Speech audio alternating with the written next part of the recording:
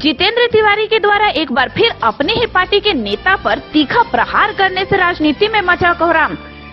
एक बार फिर से अपने ही पार्टी के नेता पर जितेंद्र तिवारी ने लगाया गंभीर आरोप और कहा कि मुझे 18 तारीख से पहले किसी भी मीटिंग में नहीं जाने के लिए कोलकाता से एक नेता का मैसेज आया था, जिनका मैं नाम नहीं ले सकता।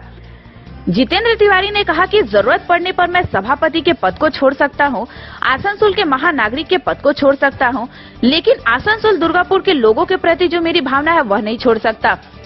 लोगों के प्रति जो मेरा प्यार है उसे नहीं छोड़ सकता। जितेंद्र तिवारी ने एक बार फिर अपने ही दल के नेता पर तीखा प्रहार किया। कहा कि हमारे दल की नेत्री अन्याय के खिलाफ लड़ती है और उन्हीं को देखकर हम लोग भी प्रेरित होते हैं, लेकिन बीच के कुछ ऐसे नेता हैं जो केवल अपने बैंक बैलेंस बढ़ाने में लगे हुए हैं।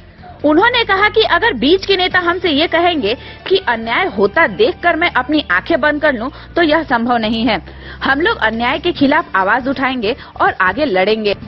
उन्होंने कहा कि अब मैं अगर किसी को जवाब दूंगा तो भगवान को या फिर जनता को जवाब दूंगा।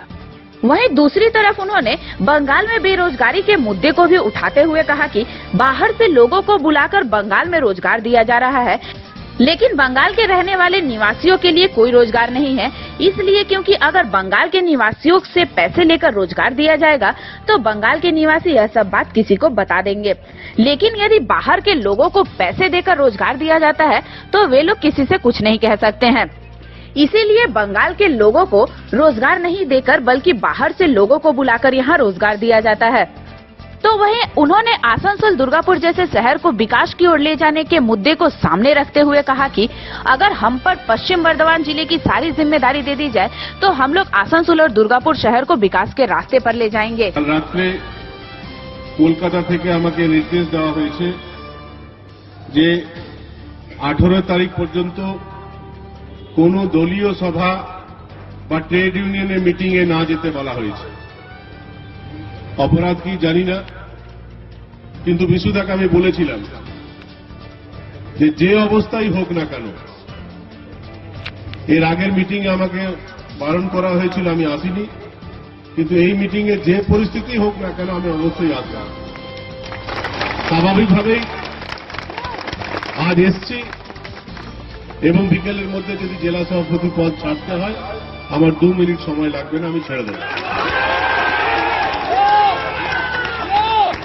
আর পশ্চিম বর্ধমান জেলার নেতাদেরকে আর ভয় দেখিয়ে এভাবে রাখা যাবে না।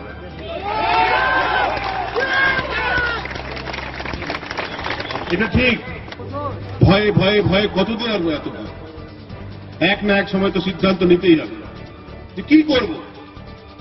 এখন সিদ্ধান্ত নিয়েছি, বললে চলে যাব কিন্তু মানুষের সঙ্গেই থাকবো, মানুষের বাইরে আর থাকতে পারবো না।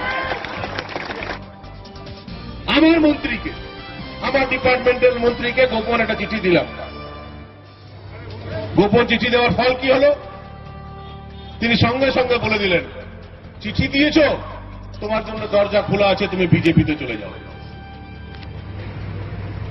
চিঠি দিয়েছ, তুমি তো বিজেপির কথা বলছো। আমিও বলতে বাধ্য হই তখন যে আপনি যিনি কলকাতায় মিনি পাকিস্তানের কথা বলেছিলেন যে মিনি পাকিস্তান তৈরি করবে, আপনি আমাকে জ্ঞান দেবেন। আপনাকে দেখে কোনোদিন আমরা দলে আসিনি আর আপনাকে দেখে দল করিও না। মমতা বন্দ্যোপাধ্যায় এই ছবিটা আছে, ওনাকে দেখে দল করি।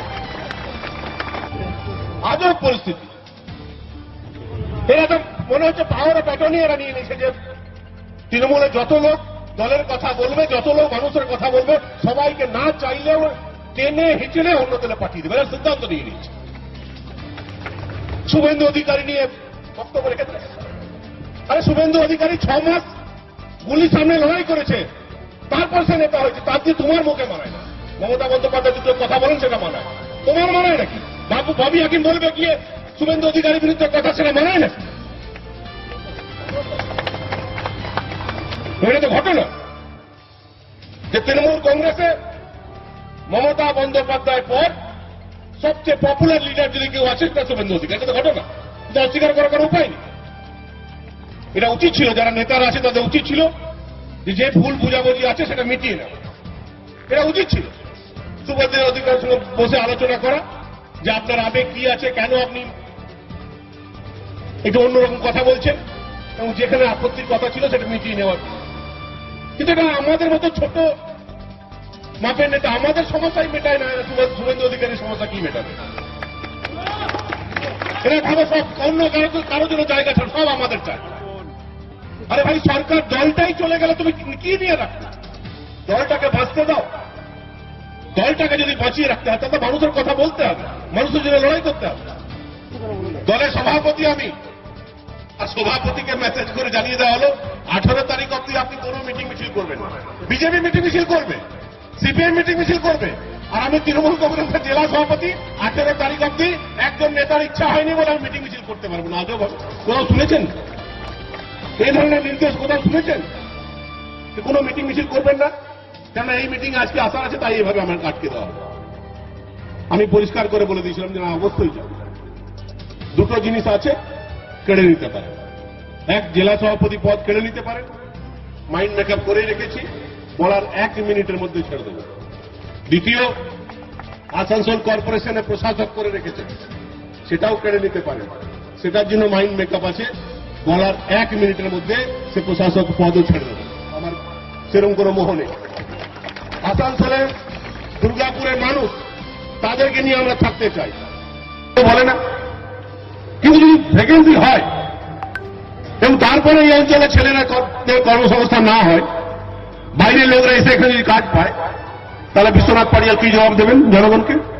তাহলে ঘুরিয়ে ফিরিয়ে এটা বিজেপিকে হেল্প করা হচ্ছে না, বিরোধীদের হাত চক্র করা হচ্ছে না। এই পিছনে লজিক কি? লজিক একটাই, আমি যেটা বুঝেছি, স্থানীয় ছেলেদেরকে যদি চাকরি দেবেন, তার কাছে টাকা পয়সা নিতে পারবেন না, চা দোকানে পান দোকানে বলে দেবেন।